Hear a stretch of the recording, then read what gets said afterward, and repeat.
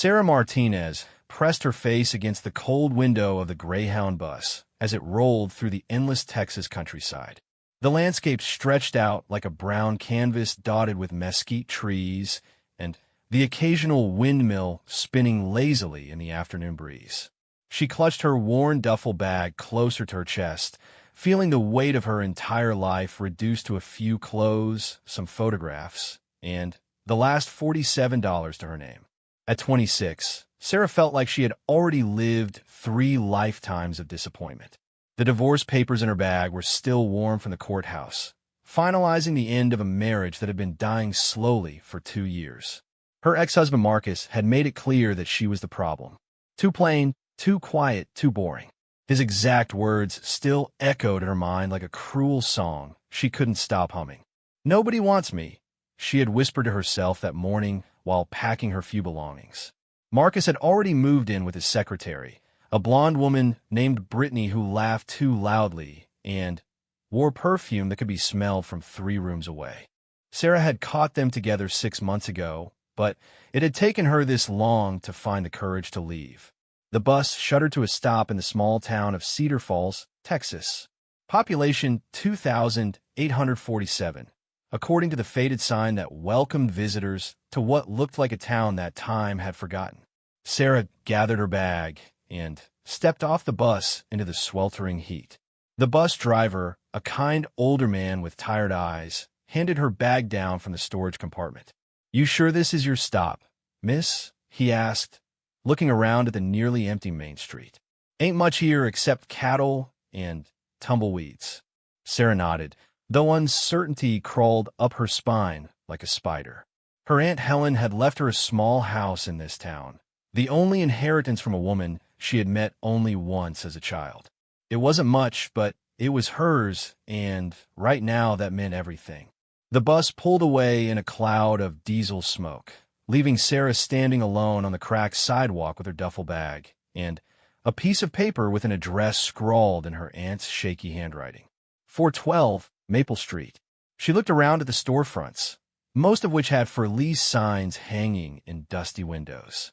A small diner called Rosie's seemed to be the only business showing signs of life, with a few pickup trucks parked outside. Sarah started walking, her sneakers making soft sounds on the hot pavement. The houses on Maple Street were small and simple, most in need of paint and new roofs. She found number 412 at the end of the street, a tiny white house with blue shutters and a front porch that sagged slightly on one side.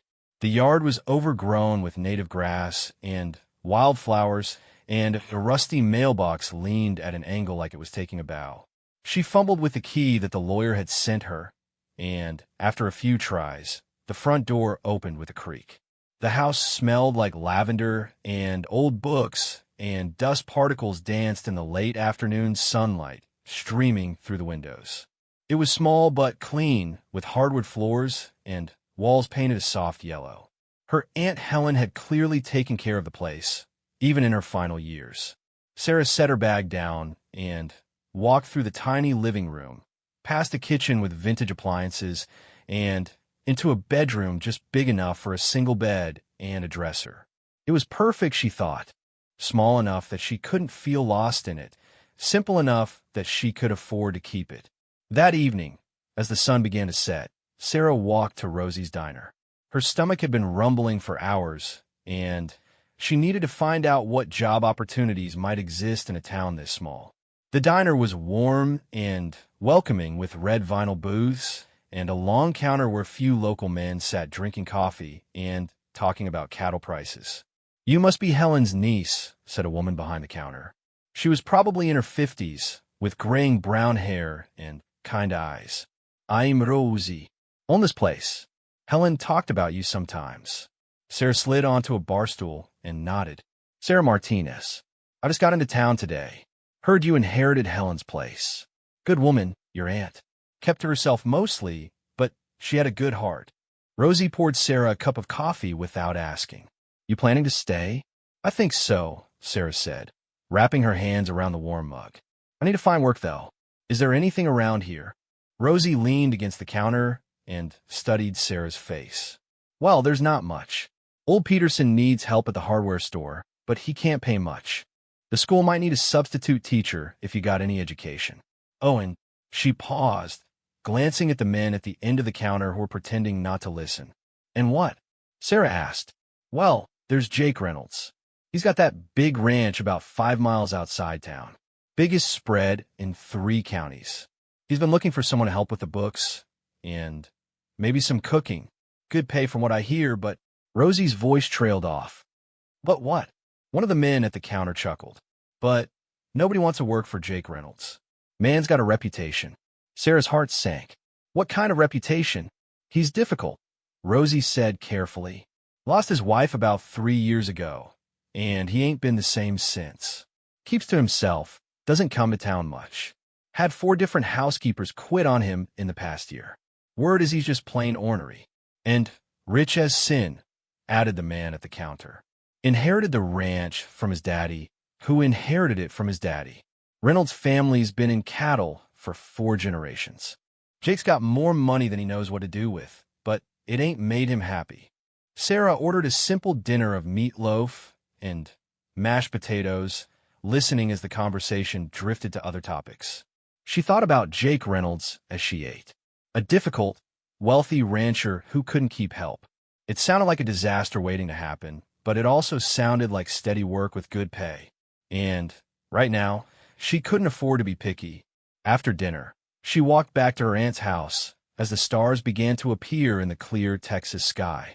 The air was cooler now, carrying the scent of sage and cattle.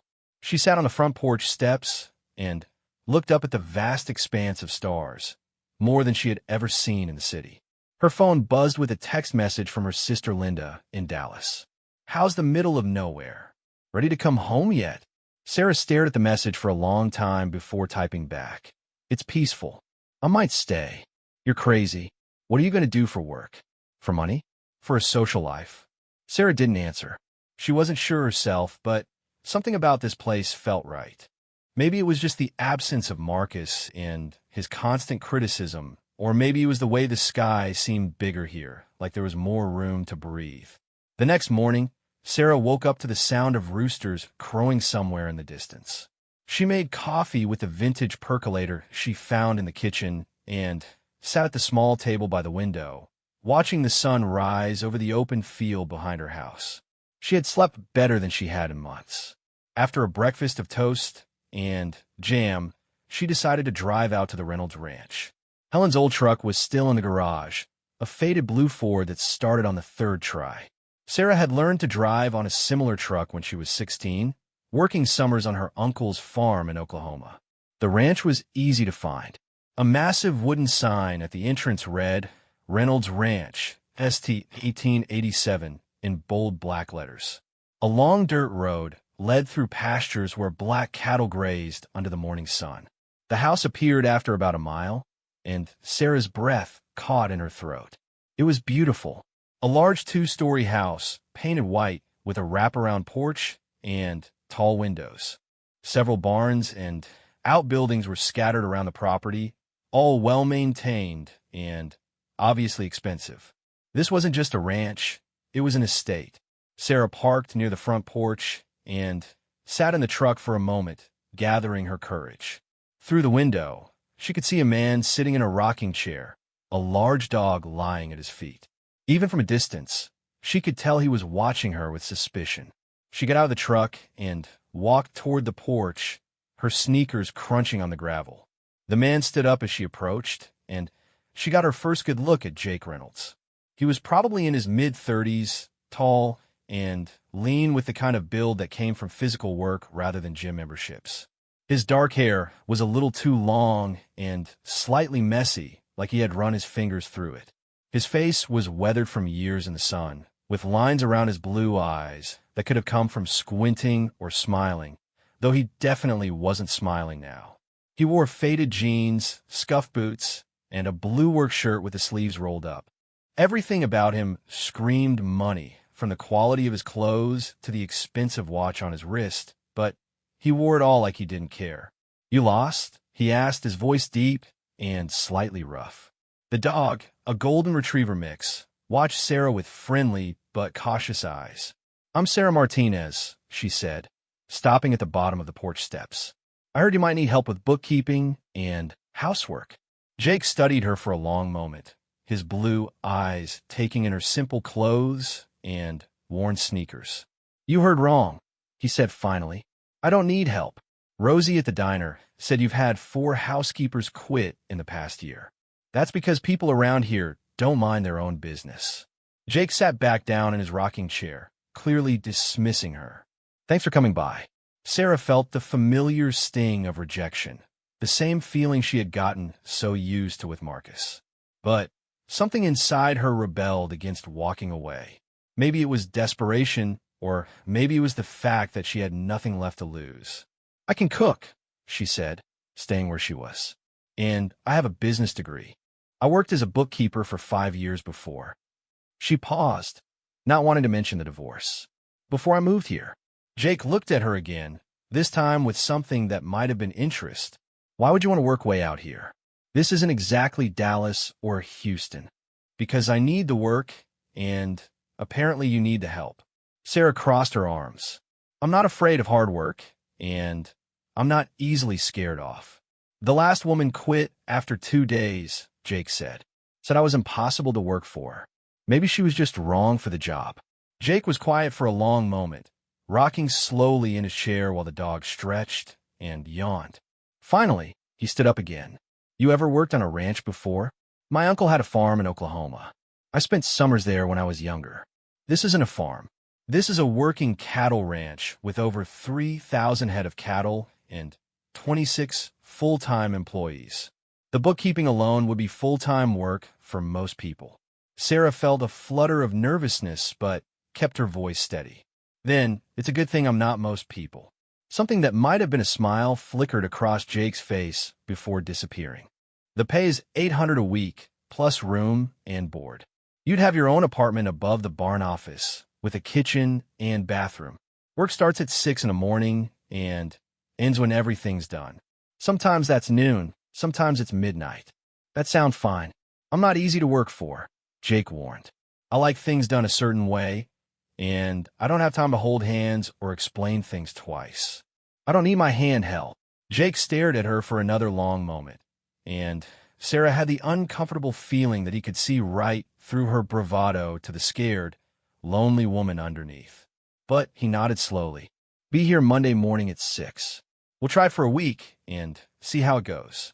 Sarah felt a surge of relief and gratitude. Thank you. You won't regret this.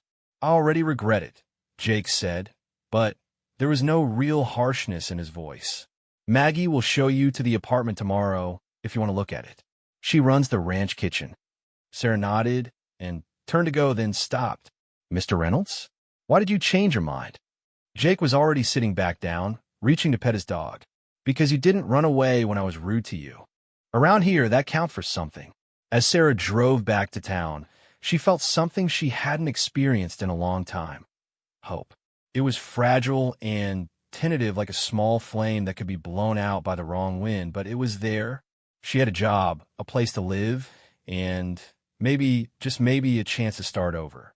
That evening, she called her sister Linda to tell her about the job.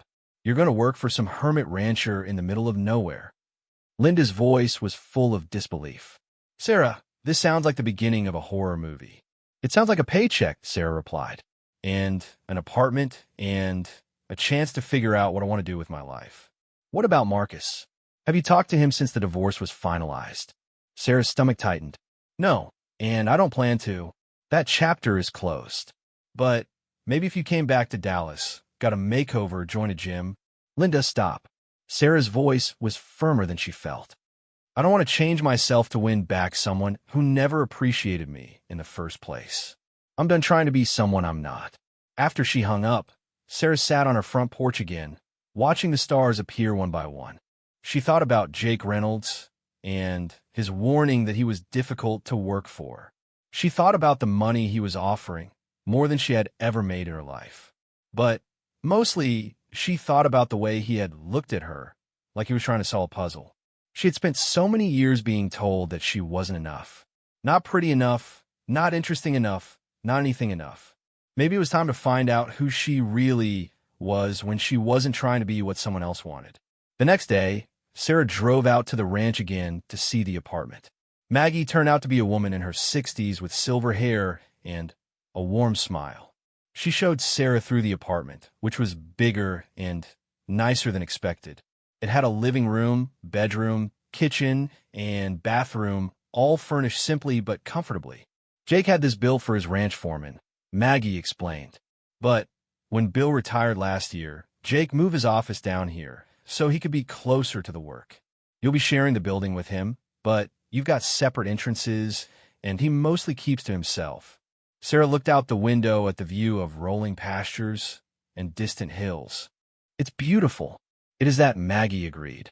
Jake's a good man, you know. He's just hurting. Lost his wife in a car accident 3 years ago, and he ain't been the same since. Used to be friendly, always laughing. Now he just works and keeps to himself. What was she like? His wife. Maggie's face softened. Rebecca was something special. Beautiful, smart, could charm the scales off a snake. She loved this ranch almost as much as Jake did. They were planning to start a family. Her voice trailed off sadly. Anyway, that's not my story to tell. Just wanted you to understand that Jake's bark is worse than his bite. He's forgotten how to be around people, is all. That weekend, Sarah packed up her few belongings and moved into the apartment above the barn office. On Sunday evening, as she unpacked her clothes and arranged her photographs on the dresser, she heard the sound of a guitar coming from somewhere outside. She looked out her window and saw Jake sitting on the front porch of the main house, playing an acoustic guitar and singing softly. Even from a distance, she could hear that he had a good voice, low and rich. The dog lay beside his chair, and the scene looked peaceful in the golden light of the setting sun. For a moment, Sarah felt like she was intruding on something private, but she couldn't make herself look away. There was something heartbreaking about the sight of this strong, successful man sitting alone in the gathering darkness, singing to no one but his dog. As the last notes of his song faded away, Jake looked up toward her window. Even in the dim light, Sarah could feel his eyes on her. She stepped back quickly, embarrassed to be caught watching, and pulled the curtain closed. Monday morning came too soon. Sarah set her alarm for 5:30, wanting to be ready before the 6 o'clock start time. She dressed in jeans, boots, and a simple white blouse, then walked down to the office below her apartment. Jake was already there, sitting at a desk covered with papers and drinking coffee from a large mug. He looked up when she entered, his expression neutral. "Morning," he said. "Coffee's fresh if you want some." "Thank you." Sarah poured herself a cup from the pot, sitting on a side table.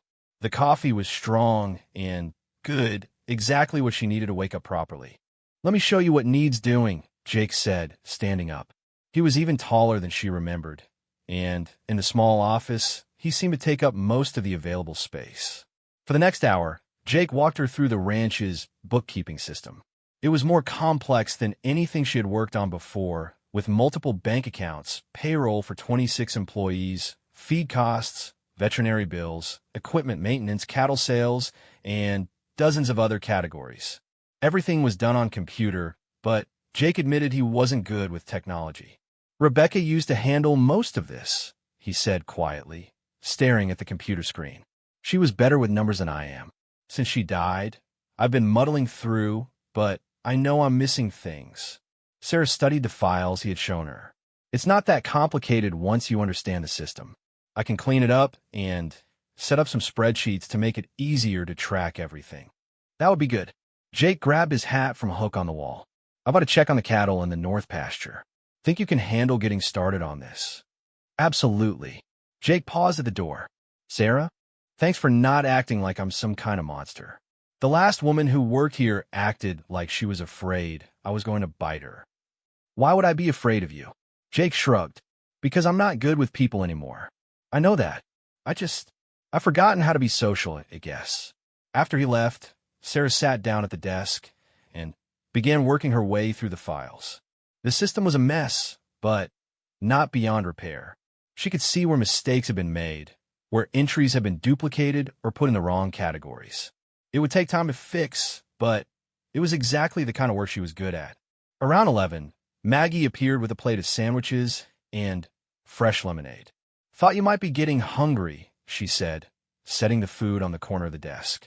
"How's it going?" "Good. This is going to take a while to sort out, but it's not as bad as it looked at first." "Jake's been trying to do everything himself since Rebecca died," Maggie said. "Man's spread too thin. He's got a good heart, but he's stubborn as a mule and twice as proud."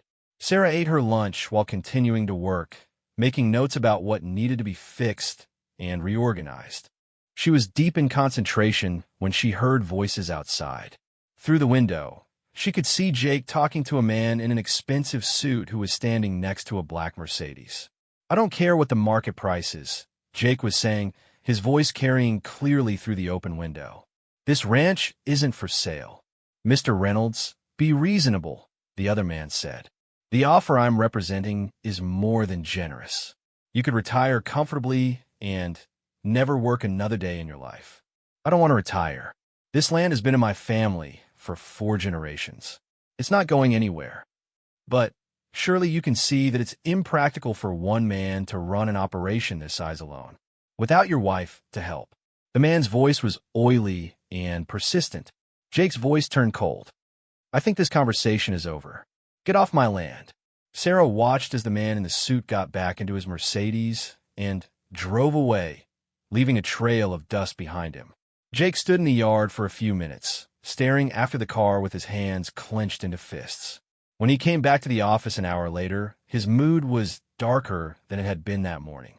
Sarah looked up from her work and saw the tension in his shoulders, the hard set of his jaw. "Everything okay?" she asked carefully. "Fine," Jake said curtly, but it clearly wasn't. He sat down at his desk and started shuffling through papers with more force than necessary. Sarah went back to her work, but she could feel the angry energy radiating from him like heat from a stove. After a few minutes, she decided to risk saying something. The man in the suit seemed pretty persistent. Jake looked up sharply. "You were listening?" The window was open. "I couldn't help hearing." Sarah kept her voice neutral. "None of my business," but he seemed like he wasn't going to take no for an answer easily.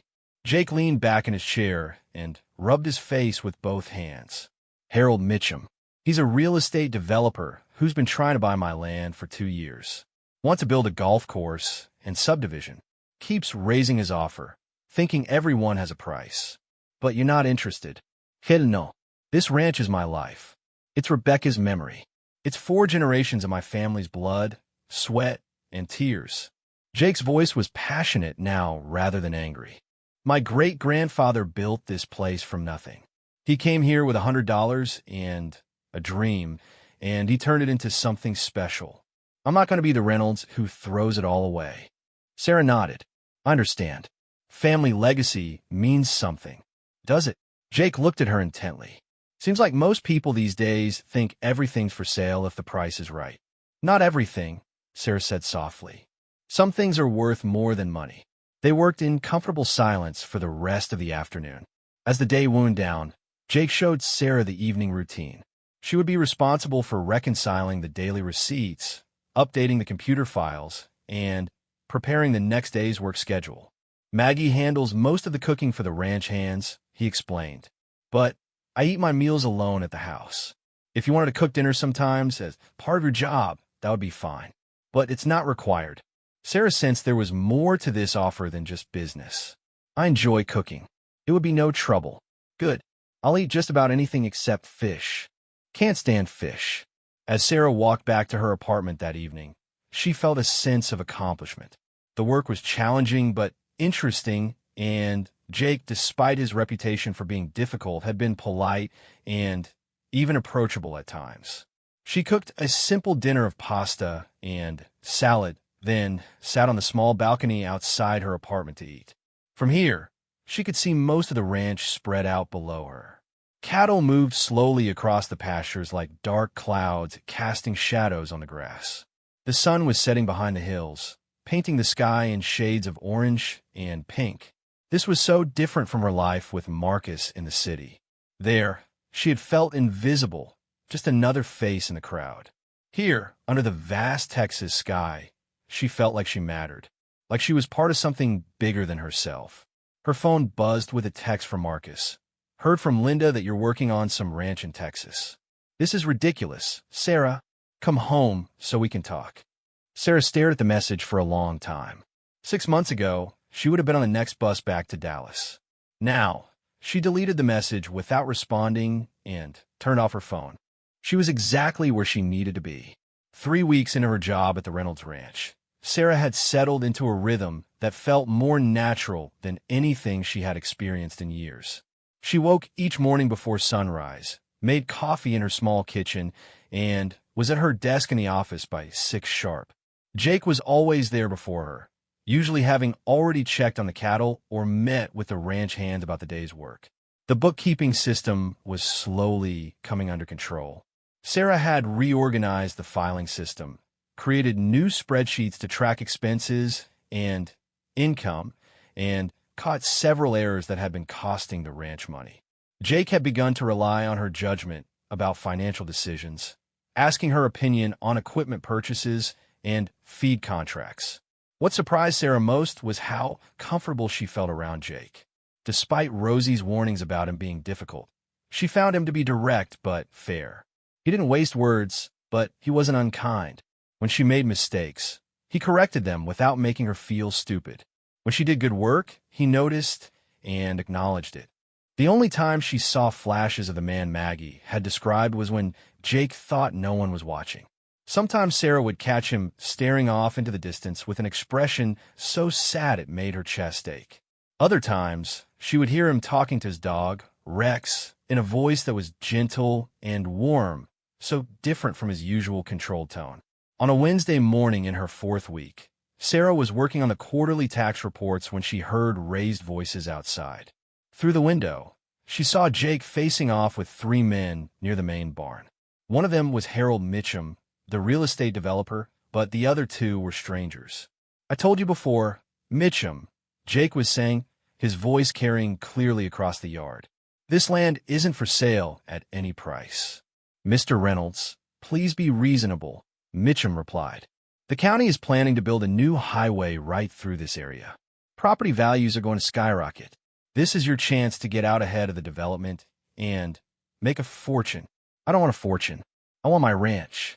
One of the other men, a tall, thin man in an expensive suit, stepped forward. "Mr. Reynolds, I'm Thomas Crawford from Prestige Development Corporation. We've done our research on your operation here. You're carrying significant debt, your profit margins are thin, and you're trying to run a multi-million-dollar business essentially by yourself. This offer would solve all your problems." Sarah's stomach clenched. She had been working on the ranch's books for weeks now, and while the finances were complicated, she hadn't seen anything that suggested Jake was in serious trouble. But then again, maybe there were things he hadn't shown her. "My problems are my own business," Jake said coldly, "and my finances are none of your concern." "Actually, they are," Crawford said, pulling a folder from his briefcase. "We've been tracking the Reynolds Ranch's performance for the past 3 years. Since your wife died, production has dropped 15%. You've had to take out 2 loans against the property, and you've lost several major contracts due to missed deadlines and quality issues." Jake's face went white, then red with anger. "How the hell do you know about my loans?" "Public records," Crawford said smoothly. "Plus, we have contacts throughout the industry. Mr. Reynolds, we're not trying to be your enemy here. We're offering you a way out of a situation that's only going to get worse. Get off my land," Jake said, his voice dangerously quiet. "All of you. Now, think about it, Reynolds," Mitchum called as they walked back to their cars. "Our offer stands for 30 days. After that, well, let's just say the county's development plans might make things more complicated for you." Sarah watched from the window as Jake stood alone in the yard, his shoulders rigid with tension. After the cars disappeared down the road, he came into the office, slamming the door harder than necessary. "Jake," Sarah started carefully, but he held up a hand to stop her. "Don't," he said. "Just don't." He grabbed a stack of papers from his desk and left without another word. Sarah spent the rest of the morning trying to focus on her work, but Her mind kept wandering to what Crawford had said. Was Jake really in financial trouble? And if so, why hadn't he mentioned it to her? That afternoon, while Jake was out checking fence lines, Sarah decided to take a closer look at the ranch's financial records. She pulled up the loan documents and bank statements, files she had seen before, but hadn't examined in detail. What she found made her heart sink. Jake had taken out 2 significant loans over the past 2 years, using the ranch as collateral. The payments were manageable, but just barely. If the ranch had a bad year, or if cattle prices dropped, he could be in serious trouble. Looking deeper, she could see the pattern Crawford had mentioned. Production had indeed dropped since Rebecca's death. Several contracts had been lost, and there were penalty fees for late deliveries. It wasn't that Jake was a bad rancher, but he was clearly overwhelmed trying to handle everything alone. Sarah was still studying the numbers when Jake returned to the office near sunset. He took one look at the papers spread across her desk, and his jaw tightened. "I can explain," Sarah said quickly. "Can you?" Jake's voice was cold. "Explain why you're going through my private financial records without permission." "Because I'm trying to help you," Sarah said, standing up to face him. "And because what those men said today scared me." "Jake, are you in trouble?" Jake stared at her for a long moment, and Sarah could see the war going on behind his eyes. Pride battling with desperation, anger fighting with exhaustion. "Yes," he said finally, the words seeming to cost him everything. "I'm in trouble." Sarah felt her heart break a little at the defeat in his voice. "How bad is it?" Jake sat down heavily in his chair and rubbed his face with both hands. "Bad enough. The loans are current, but barely. If we have a bad quarter, or if cattle prices drop much more, I'll be in default." Crawford was right about the missed contracts, too. "I've been trying to do too much, and I've been making mistakes." "Why didn't you tell me? I might have been able to help." "Because it's not your problem," Jake said. "Because I'm supposed to be able to handle my own business. Because—" He stopped and looked out the window at the ranch that stretched beyond the horizon. "Because admitting I can't do this alone feels like admitting I failed Rebecca." Sarah moved to the chair across from his desk and sat down. "Jake, you didn't fail anyone. You're one person trying to do the work of 3 people. Rebecca wouldn't want you to run yourself into the ground trying to prove something." "You didn't know her," Jake said quietly. "She could do anything. Handle the books, manage the ranch hands, negotiate contracts, plan meals for 30 people. She made it all look easy." "I'm sure she was amazing," Sarah said gently. "But I bet she didn't do it all alone. She had you to help her." Jake was quiet for a long time, staring at his hands folded on the desk. "What would you do?" he asked finally. "If you were in my position?" Sarah had been thinking about exactly that question all afternoon. "I'd fight," she said without hesitation.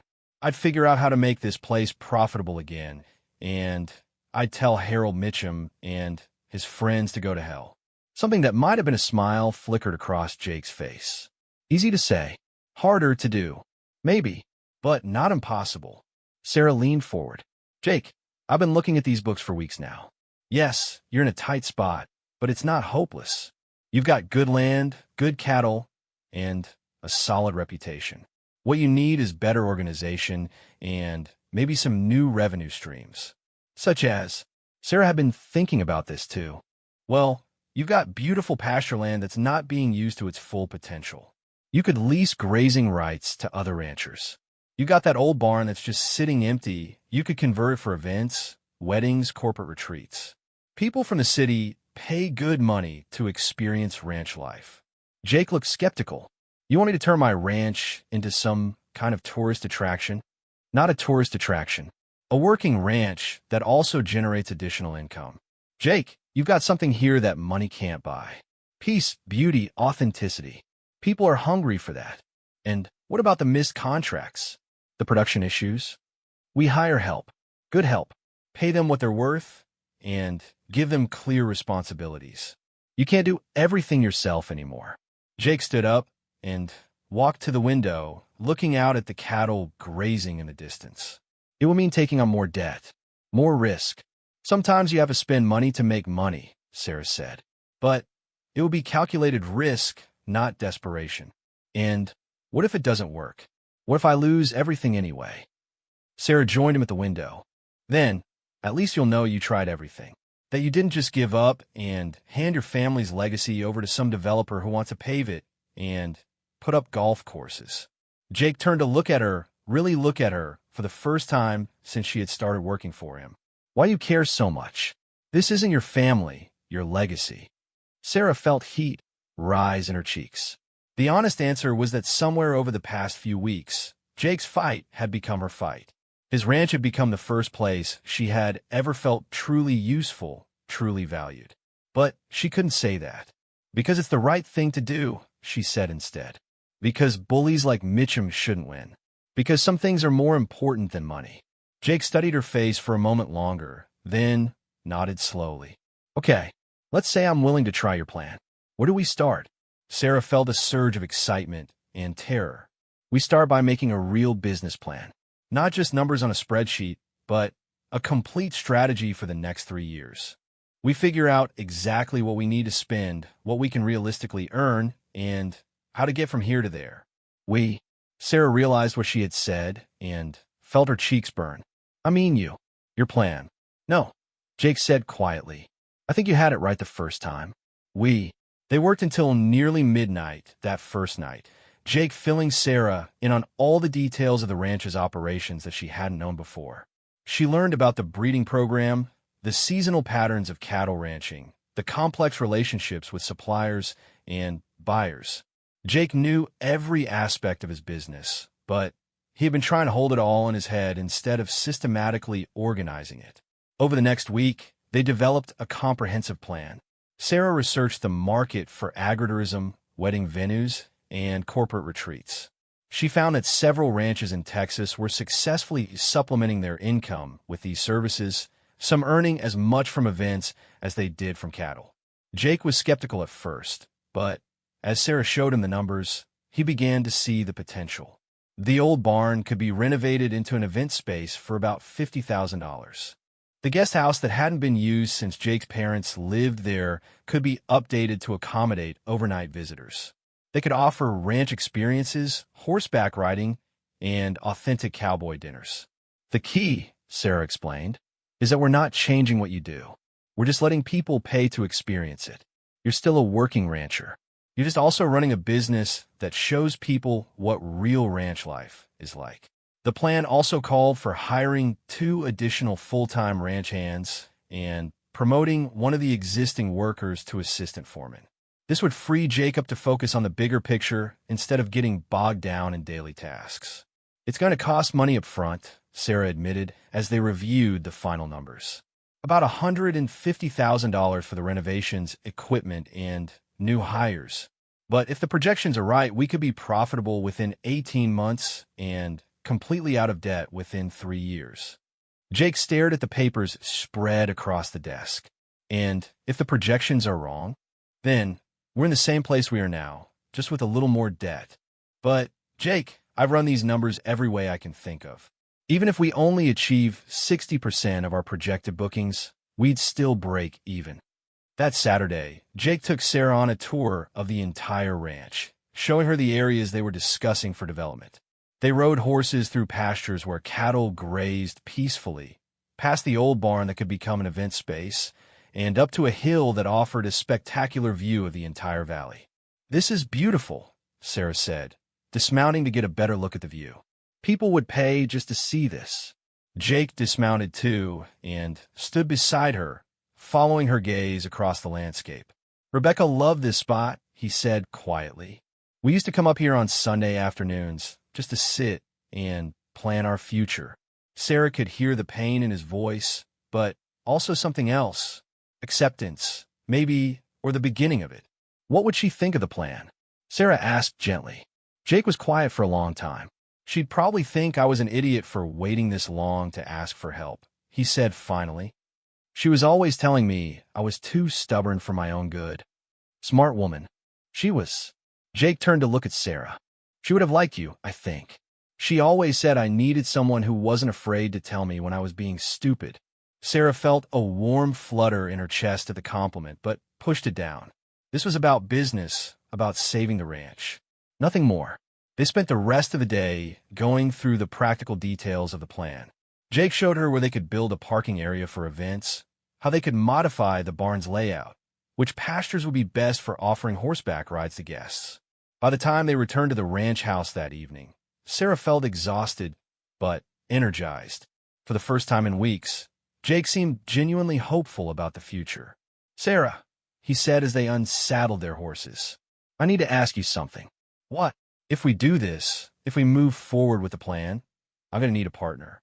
Not just an employee, but someone who's invested in making this work. Someone who—" He paused, seeming to struggle with the words. "Someone I can trust completely." Sarah's heart began to race. "What are you saying?"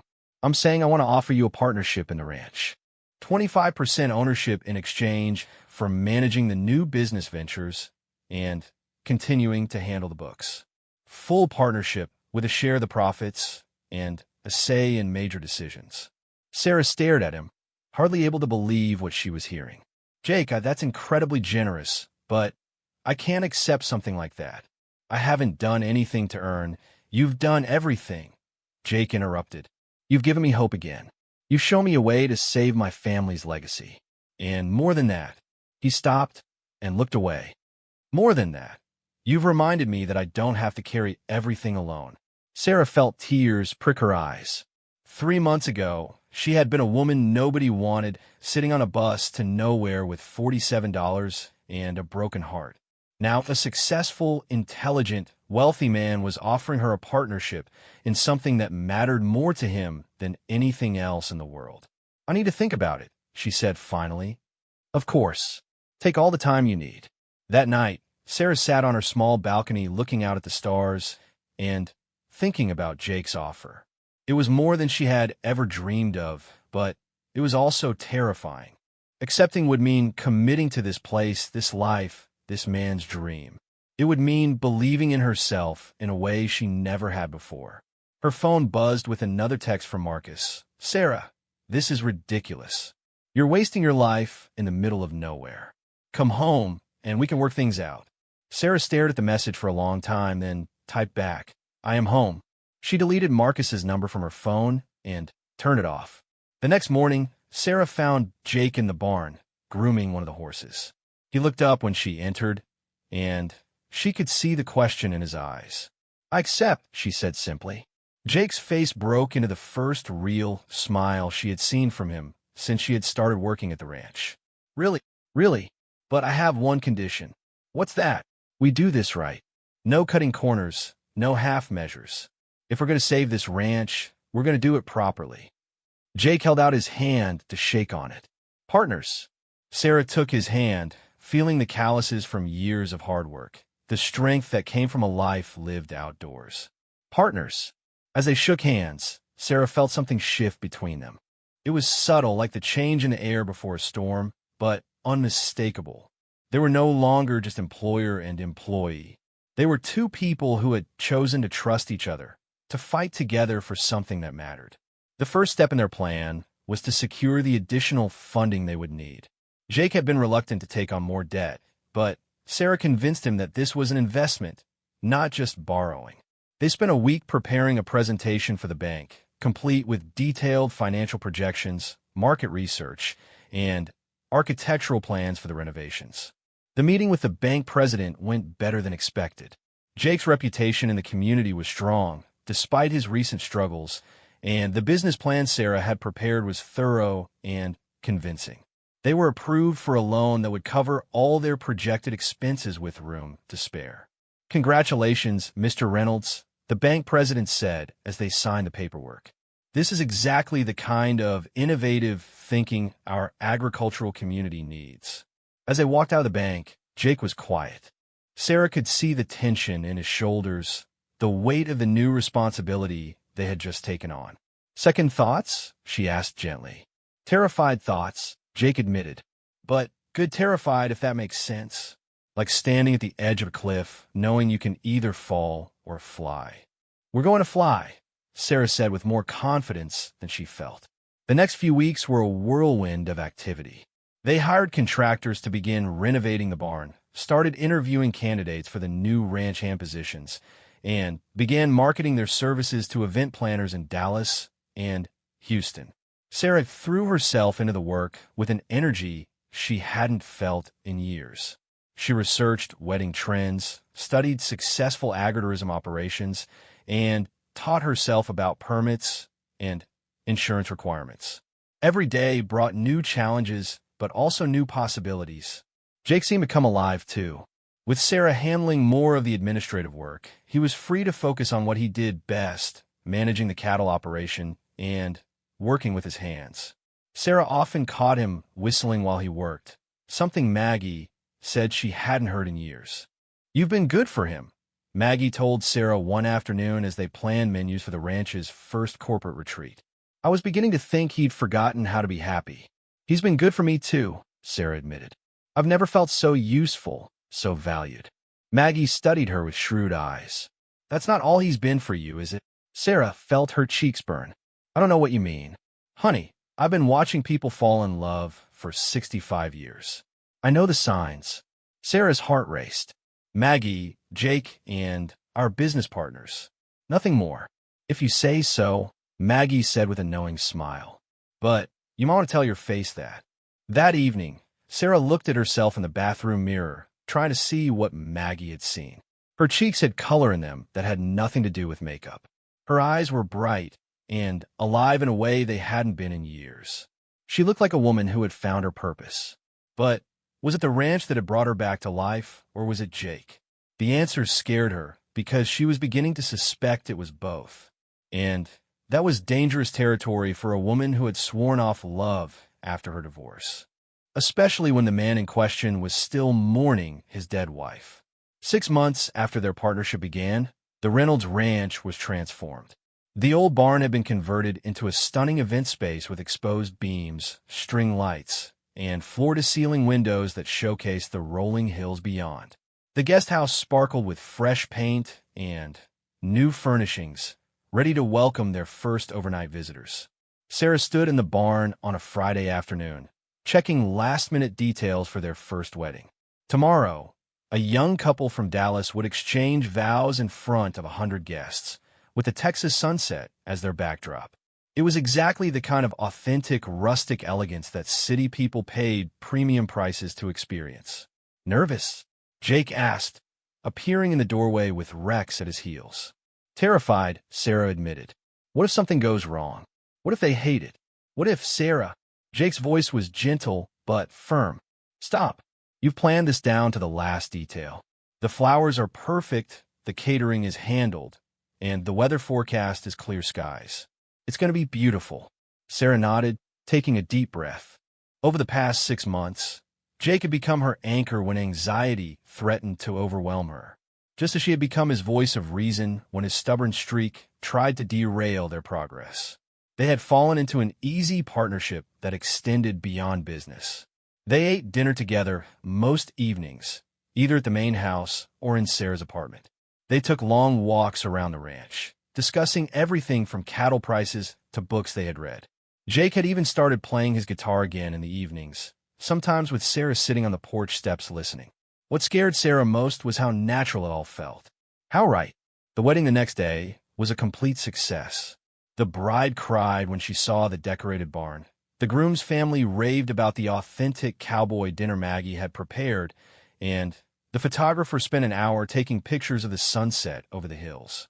By the time the last guests left on Sunday morning, Sarah had bookings for 3 more weddings and inquiries about corporate retreats. "I think we can officially call this a success," Jake said as they cleaned up the barn Sunday afternoon. "The financial projections were conservative," Sarah said, unable to hide her excitement. "If we can maintain this booking level, we'll be ahead of schedule on everything." Jake stopped sweeping and looked at her. "Sarah, I need to tell you something." Something in his tone made her stomach flutter with nervousness. "What?" "Harold Mitchum called yesterday. He's raising his offer again. Apparently, the county's highway project has been approved, and property values in this area are going to triple in the next 5 years. Sarah felt her heart sink. "How much is he offering?" "Enough that I'd never have to work again. Enough that you'd never have to work again either, with your share." Sarah set down the chair she had been stacking and turned to face him fully. "And what did you tell him?" "I told him the same thing I've been telling him for 2 years." "No." Relief flooded through Sarah, followed immediately by something that felt dangerously like love. "Good, good." Jake raised an eyebrow. "Sarah, I'm talking about millions of dollars. Enough money to solve every problem we've ever had and probably ever will have. And what would you do with all that money? Buy another ranch? Start over somewhere else? Spend the rest of your life wondering what if?" Jake was quiet for a moment, studying her face. "Is that your advice as my business partner? Or as—" He didn't finish the sentence, but Sarah heard the question anyway. "As what? As someone who cared about him? As someone who had fallen in love with both the man and the land he was fighting to protect? As someone who believes some things are more important than money," she said carefully. Jake nodded slowly. "That's what I thought. But I needed to hear you say it." They finished cleaning in comfortable silence, but Sarah could feel something electric in the air between them. The question Jake hadn't finished asking hung between them like morning fog, impossible to ignore, but too dangerous to examine directly. That evening, Sarah was updating the booking calendar when Jake knocked on her apartment door. He stood on her small balcony holding 2 bottles of beer and looking unusually nervous. "Thought we should celebrate," he said. "First successful event in the books." Sarah accepted the beer and gestured for him to sit in one of the 2 chairs she had put on the balcony. The sun was setting behind the hills, painting the sky in shades of orange and pink that made the whole ranch look like something out of a movie. "It's beautiful," Sarah said, more to break the silence than because she needed to point out the obvious. "Rebecca used to say that the sunsets here were God's way of reminding us what really matters," Jake said quietly. It was the first time in weeks that he had mentioned his wife, and Sarah felt the familiar pang of something that might have been jealousy. Which was ridiculous, she told herself. You couldn't be jealous of a dead woman. But the feeling was there anyway. "She sounds like she was very wise," Sarah said. Jake turned to look at her, his blue eyes serious. "She was. But she's been gone for 3 years, Sarah. 3 years of me living like I died with her." Sarah's heart began to race, but she forced herself to stay calm. "Jake, no, let me say this. I need to say this." Jake set down his beer and turned his chair to face her directly. "For 3 years, I've been going through the motions of living without actually being alive. Working myself into the ground, pushing away anyone who tried to get close, convincing myself that I was honoring Rebecca's memory by being miserable." Sarah wanted to stop him, wanted to tell him he didn't owe her any explanations, but something in his expression kept her quiet. "And then you showed up," Jake continued. "This quiet, determined woman who wasn't afraid of hard work or of me at my worst. You saved my ranch, Sarah. But more than that, you saved me." "Jake, I didn't, you did." His voice was firm but gentle. "You reminded me that I have a life worth living, that there's still beauty in the world, still things worth fighting for. Still," he paused, seeming to gather his courage, "still room in my heart for love." The words hung in the air between them, and Sarah felt like she couldn't breathe. This was the moment she had been hoping for and dreading in equal measure for months. "I know this is complicated," Jake continued. "I know I come with baggage and grief and a stubborn streak a mile wide. But, Sarah, I'm falling in love with you. Hell, I think I've already fallen." Sarah stared at him, her heart pounding so hard she was sure he could hear it. "Jake, you don't have to say anything," he said quickly. "I just needed you to know, needed to stop pretending that we're just business partners when every day I spend with you makes me happier than I've been in years." Sarah stood up abruptly, pacing to the edge of the balcony. Below them, the ranch spread out in the gathering darkness, dotted with lights from the barns and the bunkhouse. This place that had become her home, her life, her future. "You're right, it is complicated," she said finally. "Jake, 3 years ago, I was married to a man who made me feel like I wasn't good enough for anything, who convinced me that I was boring and plain and forgettable. It took me moving here, working with you, to remember that I'm worth something."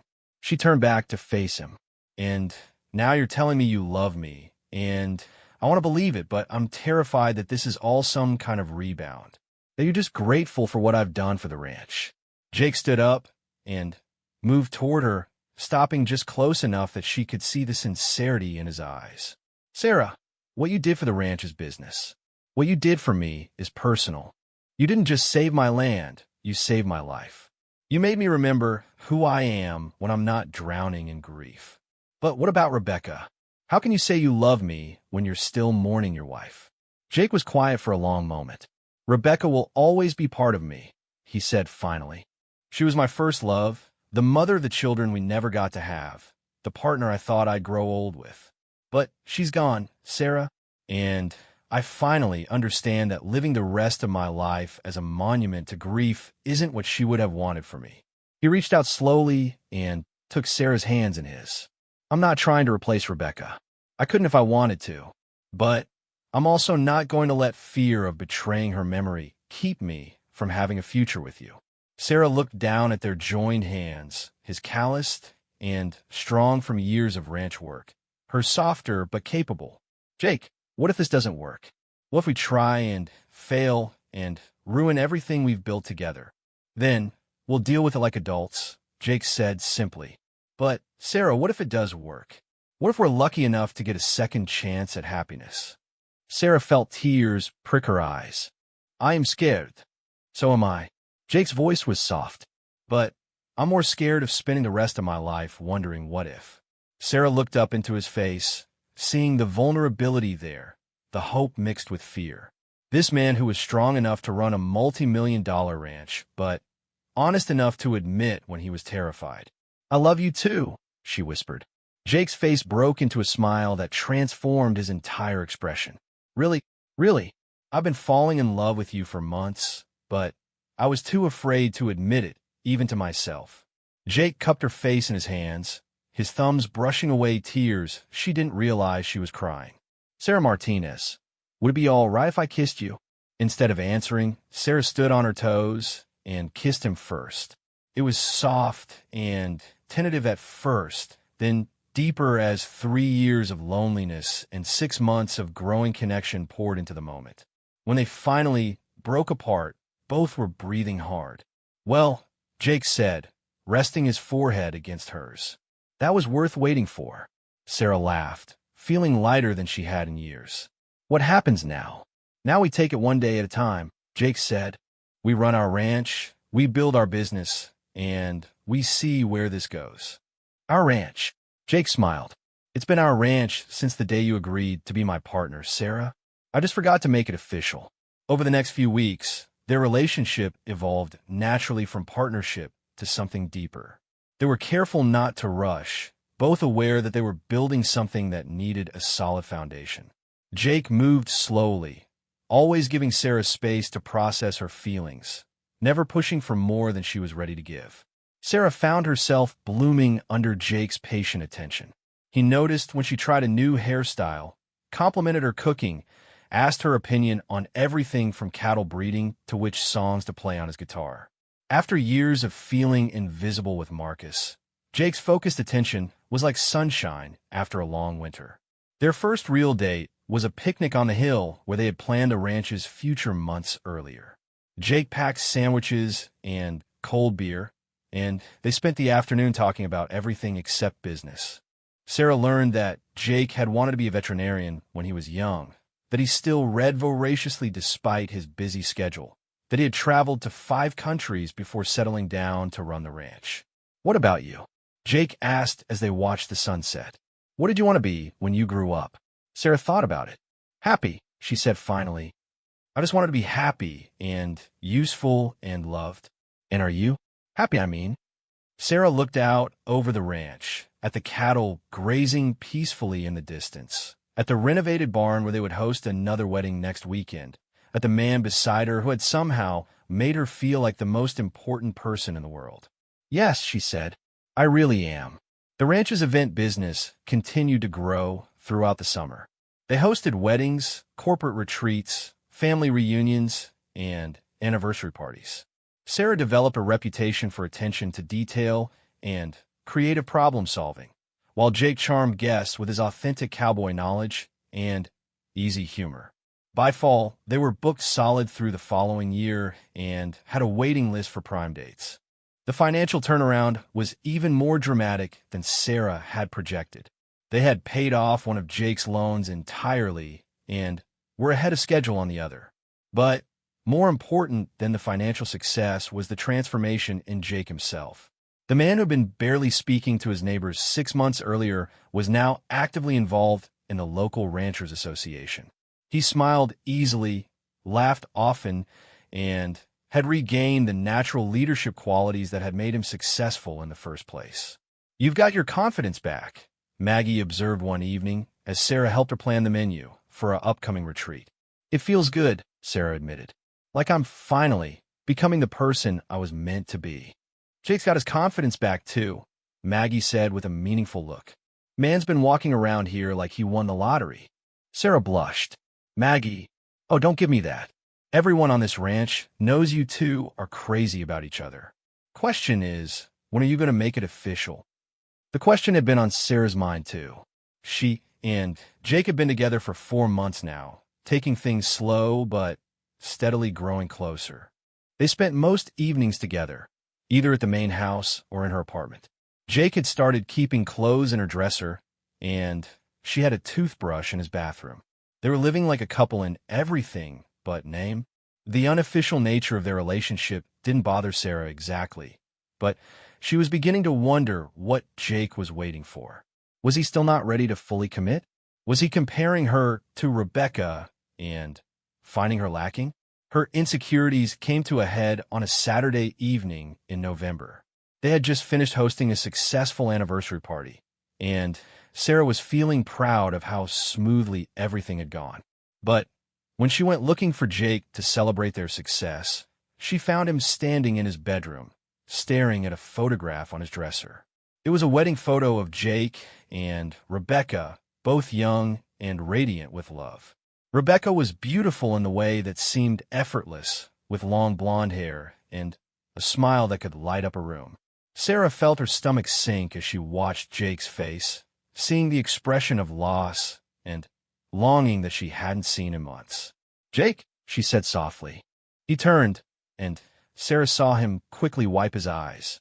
"Sorry, I was just thinking about her." Jake nodded. Today would have been our 10th anniversary. Sarah felt like she had been punched in the stomach. "I should go." "No." Jake caught her hand as she turned to leave. "Sarah, please don't go." "Jake, you're mourning your wife on what would have been your anniversary. I think I should give you space." "I don't want space." Jake's voice was firm. "Sarah, yes, I was thinking about Rebecca, but not in the way you think." Sarah looked up at him, seeing the earnestness in his expression. "I was thinking about how grateful I am that she taught me how to love someone completely," Jake continued, "and how sad I am that she never got to meet you, because I know she would have loved you too." "Jake, I was also thinking that if Rebecca were here, she'd probably be yelling at me for taking so long to do this." Jake reached into his pocket and pulled out a small velvet box. Sarah's heart stopped. "Sarah Martinez," Jake said, dropping to one knee right there in his bedroom, surrounded by memories of his past and hopes for their future. "I love you completely, just as you are. You're brave and smart and stubborn and beautiful, and you made me remember what it feels like to be alive." Sarah's hands flew to her mouth as Jake opened the box to reveal a beautiful but simple diamond ring. "I'm not asking you to replace Rebecca, and I'm not trying to recreate what I had with her. I'm asking you to build something new with me, something that's entirely ours." Jake's voice was steady but emotional. "Will you marry me?" Sarah looked down at this man who had somehow seen past all her insecurities and defenses to the person she really was underneath. This man who had given her not just love, but partnership, not just security, but adventure. "Yes," she whispered, then louder, "Yes, of course, yes." Jake slipped the ring onto her finger with shaking hands, then stood and kissed her with all the passion and promise of their future together. When they finally broke apart, both were crying and laughing at the same time. "The ring was my grandmother's," Jake said. Rebecca always said she wanted me to give it to someone who would love this ranch as much as she did. She really would have wanted this? Sarah asked, still hardly able to believe it was real. She would have wanted me to be happy, Jake said simply. And, Sarah, you make me happier than I ever thought I'd be again. They were married 6 months later in the barn they had renovated together, surrounded by friends from town and ranch hands who had become family. Sarah wore a simple white dress and carried wildflowers from the ranch's own fields. Jake wore his best suit and boots and cried when he saw her walking down the aisle.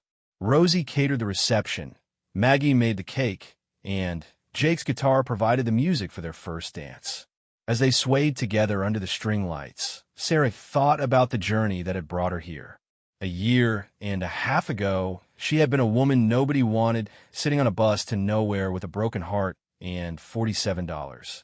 Now she was Mrs. Sarah Reynolds, co-owner of a successful ranch and event business, married to a man who loved her exactly as she was. Any regrets? Jake whispered in her ear as they danced. Sarah looked around the barn filled with people who had become her chosen family, then up at the man who had chosen her in return.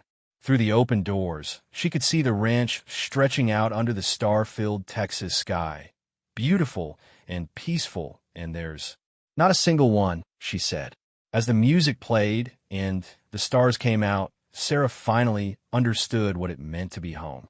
Not just in a place, but with a person who saw her worth, believed in her dreams, and loved her not despite her imperfections, but because of them. Sometimes the life you never planned turns out to be exactly the life you needed. Sometimes getting lost is just the first step toward finding yourself. And sometimes when you're brave enough to risk your heart one more time, you discover that you're exactly where you were always meant to be. The Reynolds Ranch thrived under their joint leadership, becoming one of the most successful agritourism operations in Texas. But more important than any business success was the life they built together, full of love, laughter, and the kind of partnership that made everything possible. And late at night, when Sarah lay in Jake's arms listening to the sounds of their ranch settling into sleep around them, she would sometimes whisper the words that had started it all. Nobody wants me. But now Jake would whisper back, I do. I always will. And Sarah would smile in the darkness, knowing that she was finally, completely, perfectly wanted.